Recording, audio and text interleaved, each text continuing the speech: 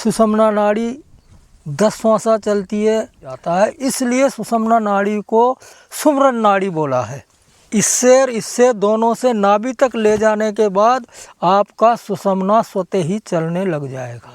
एक रुई एक उसमें काड़ी में लिपेट करके रखो, श्वासों की गति देखो कितनी गति की श्वासें चल रही है। पृथ्वी तत्व जब चलता है तो 12 आंगुल श्वासें चलती है, जल तो चलता है 8 आंगुल चलती है। कुछ उसका कलर का आभास भी होने लग जाता है, लेकिन सुषुम्ना में मात्र भजन होता है। ये एक ऐसी आकाश तत्व की खाली नाड़ी है, तो इसमें विचार कम आते हैं। सुषुम्ना को भजन नाड़ी भी बोला है, लेकिन काल नाड़ी भी बोला है।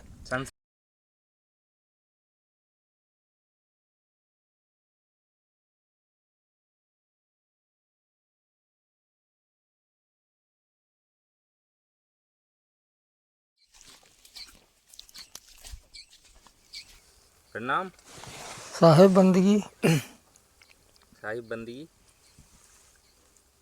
सुषुम्ना नाड़ी के बारे में ऐसा बताया है कि ये भजन नाड़ी है, और कोई बोलता है कि ये काल नाड़ी है और सुषुम्ना में ही भजन बनता है।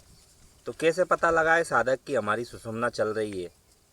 और सुषुम्ना अगर चलाना हो तो इसकी कोई अलग से कोई प्रक्रिया है, और सुषुम्ना का साधक के कितना महत्व है, तो इसके बारे में बताएं।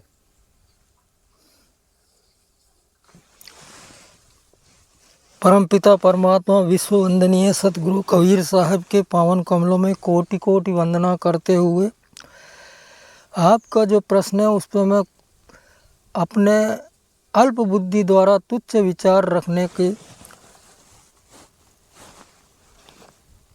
रखता हूँ एवं सतगुरु के चरणों में बार बार दंडवत प्रणाम करता हूँ। साहेब बंदगी सत्यनाम। सुषुम्ना नाड़ी हमारे नासिका द्वारा जो सुर चलते हैं, इंगला पिंगला और सुषुम्ना, यानी सूर्य और चंद्र, उसके मध्य जो सुषुम्ना नाड़ी चलती है उसे सुषुम्ना नाड़ी बोलते हैं।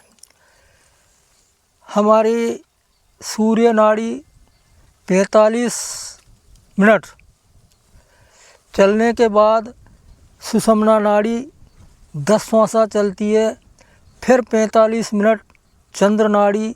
इस क्रम से निरंतर जिसका बिल्कुल स्वच्छ शरीर निरोगी होता उसके इसी क्रम से निरंतर चलती है। और ये पूरे 24 घंटों में 21,600 श्वासें की गति चलती है, श्वासों की। अब सुषुम्ना नाड़ी इसका एक क्रम है जो प्रकृति के हिसाब से जो जिस प्रकार से ये चलती है। और भजन बंदगी यानी सुषुम्ना में ध्यान की अवस्था ऐसी बनती है कि उसका चित्त इधर उधर कम जाता है, इसलिए सुषुम्ना नाड़ी को सुमरन नाड़ी बोला है। सम नाड़ी है, वो सम नाड़ी है और सुमरन नाड़ी है। आकाश तत्व के इसके अंदर विद्यमान होता है। वैसे 5 तत्व चलते हैं, लेकिन विशेषता आकाश तत्व होता है। अब इसको सुमरन के टाइम साधने के लिए वैसे रेचक कुंभक क्रिया द्वारा योगी सुषुम्ना को लाते हैं, लेकिन रेचक कुंभक के साथ साथ इस हम जो है जहाँ से तीनों नाड़ी का उदय हो रहा है, जिसे नाभि कहते हैं, नाभि के यहाँ तीनों का यहीं से उदय हो रहा है। तो हम इसको चलाने के लिए जैसे हमने इस प्रकार से सांस को खींचा और खींच करके ठेठ हृदय में नहीं ला करके नाभि तक ले जाना है।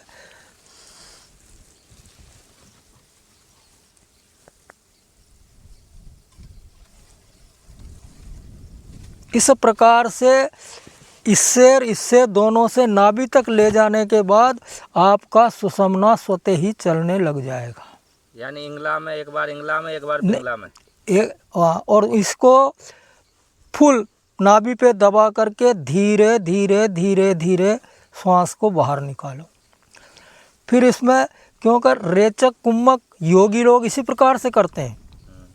वो 10 श्वासें इसमें 10 इसमें, फिर इससे चलता है। लेकिन वो ये इससे भी सीधा है, जो आप नाभि में ले जा करके और नाभि पे दबाव देंगे, क्योंकि इनका कनेक्शन सीधा नाभि से है तीनों का। तो यहाँ से सुषुम्ना चालू हो जाएगा। और सुषुम्ना में आप जब तक भजन सुमरन में बैठोगे, ध्यान आपकी सुरती एकचित जब तक रहेगी, सुषुम्ना निरंतर चलता रहेगा। जैसे ही आपका चित्तवृत्ति इधर उधर डोलेगी तो फिर वो क्रम टूट जाएगा। इसलिए इसी को सुमरन नाड़ी बोला है। और ये योगी लोगों के लिए ज़्यादा उपयोगी। इसमें संत जो है, जो संतों का जो मार्ग है, शब्द सुरत योग है, वो तो स्वतः ही चलता है। लेकिन इससे मुक्ति के विषय में कोई सुषुम्ना नाड़ी का योग नहीं है कि भाई इससे जो है मुक्ति मिल जाए या कुछ हो जाए। हाँ, ये तो शरीर का ये तो शरीर के लिए।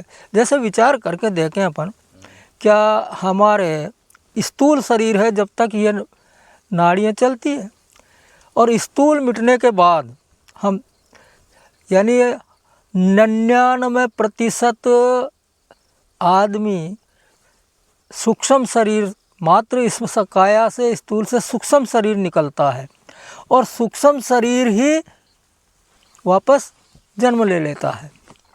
क्यों? इसमें जो है माया ने 5 शरीर, उस सुरती को, उस चेतन सत्ता को, उस आत्मा को 5 परतों में कैद किया है। महाकारण, कारण, सूक्ष्म, स्थूल, केवल, ले। अब इनकी जब तक उस सुरती से, आत्मा से परतों को नहीं हटाया जाएगा और ऐसा जो भेदी गुरु नहीं मिलेगा, तब तक मुक्ति असंभव है। क्यों? कि सुरती तो जेल में पड़ी है, जिसको हम जीव बोलते हैं, सुरती बोलते हैं। ये जीव जिस प्रकार से मदारी एक बंदर को पकड़ के नचाता है, इसी प्रकार से मन ने इस सुरती को अपने काबू में करके और अपने हिसाब से ये नाच नचाता है। भोग विलासों में तप्त है। हमारे संसार के जितने भी काम है, उनमें सब में इसी की ताकत से जो है मन ये सारा एक तरह से इसने बॉन्डर बना रखा और सुरती को गुलाम बना रखा। इसकी गुलामी कैसे छूटे? इसकी गुलामी जब छूटे, जब हमें कोई मार्गदर्शी पूरा सतगुरु प्राप्त हो। अब आज के ज़माने में गुरुओं की आ रही है बाढ़।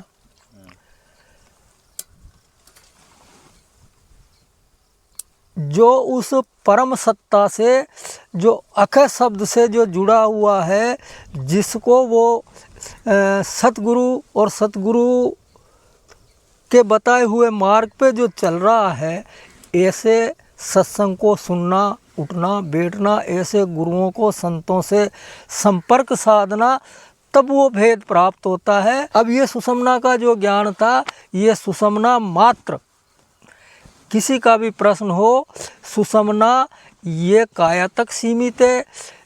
इसमें पहले बता दिया है कि ये तीनों क्रम सुचारू रूप से चलते रहे, सब शरीर निरोगी रहेगा, किसी प्रकार का उसके रोग नहीं होगा।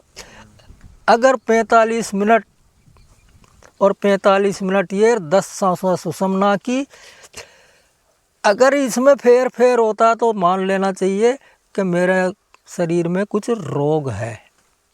इसलिए सांसों का जोड़ दिया। क्योंकि शरीर अगर निरोगी होगा तो चाहे वो भजन करे, तपस्या करे, किसी भी प्रकार की साधना करे, साधना तो तब होगी जब वो निरोगी होगा। अगर रोगी होगा तो साधना नहीं कर पाएगा। इसलिए इन श्वासों पे सबसे ज़्यादा ध्यान दिया है। और साहेब ने भी श्वासों का सुमरन दिया है, लेकिन ये विषय अलग है और सुषुम्ना तक रह जाना ये मात्र शरीर तक का विषय है। चंद्र नाड़ी में जो शांति के कार्य हैं ना भाई, चंद्र नाड़ी एक शीतल नाड़ी है, सूर्य नाड़ी एक गर्म नाड़ी है। और इन सुर में भी जो हम सांसारिक कार्य करते हैं उनका भी बहुत बड़ा महत्व है। जैसे हमें खेती करना है, कुआं खुदाना है, मकान बनाना है, तो ये चंद्र सुर में, और चंद्र सुर में भी जल तत्व और पृथ्वी तत्व चलता हो। अब इसको तत्वों की जानकारी के लिए बहुत मेहनत करना पड़ता है।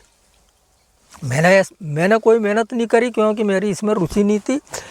मेरे पास ये सुषुम्ना वेद का जो ज्ञान है इसमें है। 4 बजे उठो, 4 बजे उठ कर के उसी ध्यान अवस्था में बैठो, अमर आसन लगाओ। अमर आसन लगाने के बाद में बिल्कुल अंधेरी जगह में एक रुई, एक उसमें काड़ी में लिपेट करके रखो। श्वासों की गति देखो, कितनी गति की श्वासें चल रही है। पृथ्वी तत्व जब चलता है तो 12 आंगुल श्वासें चलती है, जल तत्व चलता है 8 आंगुल चलती है। इस प्रकार उनकी गणना, और फिर उस मुंह में भी उसका स्वाद आ जाता है और कुछ उसका कलर का आभास भी होने लग जाता है। लेकिन ये साधना करना पड़ता है। हाँ, ये तत्वों के साथ सुर चलाए तो संसारिक कार्य करने में आसानी होती है। हाँ नहीं, जैसे ये तो क्रम चल रहे हैं, लेकिन हमने देखा कि हमारा जल तत्व चल रहा है, और जल तत्व में हम खेती का कार्य करें, मकान का कार्य करें, यानी जिससे हमें अर्थ की व्यवस्था हो, ऐसा जो हम कार्य करेंगे तो इस चंद्र सुर में ज़्यादा लाभ होता है। लेकिन पृथ्वी तत्व और जल तत्व चलता हो, अगर इसमें भी जो है आकाश तत्व या अग्नि तत्व या पवन तत्व चल रहा है तो उतना लाभ नहीं मिलेगा, कहीं कहीं हानि होने का अंदेशा रहता है। और अगर सूर्य शुल चला हुआ है और उसमें भी अग्नि तत्व चल रहा है या पवन तत्व चल रहा है, और अगर इस प्रकार के हम कार्य करते हैं, खेती का या कुआं खुदाने का या ट्यूबवेल लगाने का या मकान बनाने का, तो सफल नहीं होगा। कोई विघन डलेगा या नष्ट हो जाएगा या गिर जाएगा। हाँ, ये सुर विज्ञान है। ये सुर विज्ञान है। तो इसमें सुषुम्ना, और सुषुम्ना जो सुर चल रहा है उसमें न तो कहीं गमन करना चाहिए, न किसी प्रकार का कोई कार्य करना चाहिए, और अनायास किसी से वो कार्य हो जाते हैं तो वो विफल हो जाता, फिर या तो कर्मों पे दोष देता या परमात्मा को दोष देता। होता तो यही। सुषुम्ना में मात्र भजन ही होता है। सुषुम्ना में मात्र भजन होता है। ये एक ऐसी आकाश तत्व की खाली नाड़ी है, तो इसमें विचार कम आते हैं। संसारी विचार या किसी भी प्रकार के विचार कम आते हैं, एक लय बन जाता है, और साधना को साधक को बड़ी शांति मिलती है इसमें। सुषुम्ना के बारे में ऐसा बताया गया है कि अगर सुषुम्ना चल रही है और उसी टाइम पे अगर कुछ वाणी फेंक दी जाए या कुछ बोल दिया जाए तो वो सत्य घटना प्रतीत हो जाती है। भाई, जो साधक जो साधना कर रहा है उससे होती है। सुषुम्ना तो चलता है और सब बोलते हैं संसारी लोग, कहाँ होती है सत्य। ये इसको सुषुम्ना को भजन नाड़ी भी बोला है, लेकिन काल नाड़ी भी बोला है। संसारी के लिए काल है। काल यूँ है कि जब शरीर छूटता है तो ये सुषुम्ना नाड़ी ही चलती है। जिसको जब शरीर छूटता है, जिसे मरना मान रखा है, उस टाइम सुषुम्ना ही चढ़ती है। अच्छा, सुषुम्ना ही ज़्यादा चलती है और उसी में शरीर छूटता है। अब अगर ये मोक्ष की नाड़ी होती तो उनको तो मोक्ष हो जाना चाहिए। जब तक हम इस मनुष्य जीवन में आकर के ये नहीं जान पाएंगे कि परमात्मा क्या है, भजन क्या है, कमाई किसी प्रकार की करी नहीं और उसकी सुषुम्ना में छूट गई, तो क्या होगा? तो भूत प्रेत बनेगा। हाँ, तो वैसे ये सुषुम्ना की नाड़ी से में भूत भी बनता है, ये भूत नाड़ी भी। अच्छा, हाँ। और सुषुम्ना में जो साधक द्वारा बोला गया वाक्य वो सत्य प्रतीत हो जाता है। सत्य प्रतीत, हाँ। साधक जो होता है, जो उसमें जिसने कमाई कर रखी है नाम की, उसकी हो जाती है। अब चाहे वो 5 अक्षरी कमाई हो, वो निअक्षरी कमाई तो बहुत लोग कम लोग जानते हैं। ये 5 नाम जो है आदि माया ने जो उत्पन्न किए हैं, ये सिर्फ इस प्रकृति तक सीमित है। अब इसमें बताया है साहिब ने, तीनों बंद लगाए के पांचों वायु साध, यानी 5 प्रकार की वायु, प्राणवायु 5 प्रकार की जो वायु है उनकी साधो।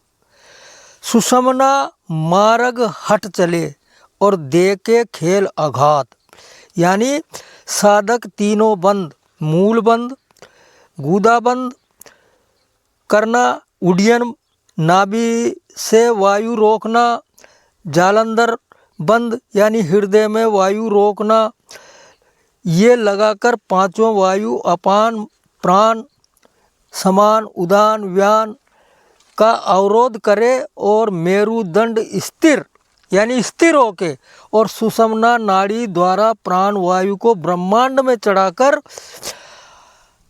अद्भुत दृश्य देखे, यानी वहाँ अद्भुत दृश्य दिखते, वो इससे मेरुदंड पे चढ़ कर के और सहस्तार पे पहुँच जाता और उसको सारा दृश्य जिसे लोग त्रिकालदर्शी कहने लग जाते हैं। चमत्कार तो होते हैं इसमें, लेकिन मोक्ष का मार्ग नहीं है, मुक्ति का मार्ग नहीं है। वो ऊपर का है, वो मार्ग अलग है। इससे आगे जाना पड़ेगा। वो तो इनको तो इस ओर तो ध्यान ही नहीं देना पड़ेगा, इसको तो करने के बाद उसको एक रोज छोड़ना पड़ेगा। अन्य तो अगर उसको चमत्कार में उलझ गया तो फिर वो तो जैसे 5 मार्ग जो मार्ग है, इसमें आदि शक्ति जो है जितनी जो कमाई करता है, किसी की वाणी सिद्ध कर देता है, किसी को रिद्धि सिद्धि दे देती है, किसी को क्या दे देती है, और वो इसी में साधक उलझ जाता है और शब्द सुरदि मार्ग जो है उससे वंचित रह जाता है। साहेब बंदगी